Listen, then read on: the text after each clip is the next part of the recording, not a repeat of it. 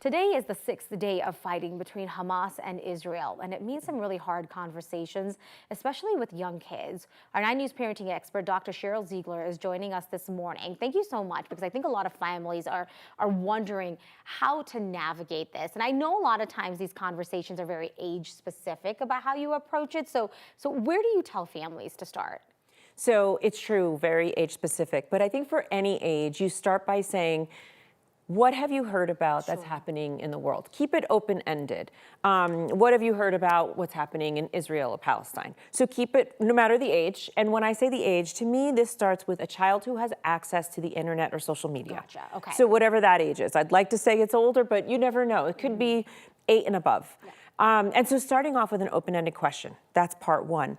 And then once they tell you what they've heard, I mean, it could be anything from, what are you talking about, right? It could be that, and it could be, oh, I've heard all of these terrible things are happening. Yeah. So then take the lead after you have a sense of what they know and how they appear to feel about it, then start going from there. Yeah. What about if the kiddo says, you know what, I haven't actually heard anything about it, or I heard a little bit, but I don't really know what's going on? I mean, should parents be going into it more in detail, or what's the advice there? So I think there's a couple of different factors that make a difference. Number one is age. And I think, middle school and older to me is probably in the category of you've got to talk a little bit. Sure. Because if you don't tell them, somebody else will. And that's probably going to be social media or peers, and we have no idea what they're going to be saying. Right.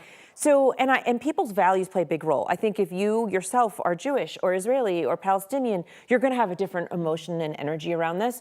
But I think it's really important that parents do talk to their kids about this. What is this? And why is this war happening? And what is Hamas versus a Palestinian? And what are extremist groups versus state groups? And so I think the other piece of this is that some parents might not be totally clear themselves. Right. And that's, that's something that I think if you have children, find the sources of information that you're comfortable with, get informed, and feel comfortable. Say just enough so that you go, hey, I don't know everything either. Right. I don't understand this either, but this is something that's affecting our whole entire world. I think we should talk about it. Okay, you bring up a really interesting point with the social media, because there are warnings going out right now about telling, parents to tell their kids, delete your social media app, because there could be some really graphic and disturbing things that are being shared on there. So how do you go about that conversation? Because especially if maybe a teenager's like, no, I'm not going to get off of it. Like, what do you do? Right, and I agree. I saw a letter last night. Actually, someone forwarded to me that was a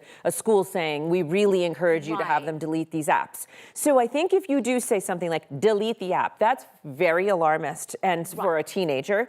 And so what I might suggest is to say, listen, we could do everything from delete the app so you're not even tempted, right, and see what their response is, and then to saying, I really want us to be the ones that are talking about this. I really actually want to turn the TV on and watch the news if you're interested in. I really don't want you watching these images. I had that same conversation with my own teenager last night, right? Because she had heard some things and was like, oh, I want to see that. And I was like, no, you don't want to see that. But it is natural curiosity, particularly for a lot of people, but teenagers, to want to see these really horrendous things they're hearing about. So I think if we talk about it and give them context, it will help them make better choices. But if we don't talk about it, then they're just going to be on their own. Right. And truly, I want to say this, you cannot unsee certain things. Right. There are certain images and things, they're not just, oh, I saw that and then I just moved on. It's really imprinted in your brain. It really can have a very serious outcome in terms of trauma and nightmares and sleep and worldview in general. Yeah. Well, I think that is such valuable advice, because these are such tricky and sensitive conversations to be having right now. So we really appreciate you coming in. Thank you so much.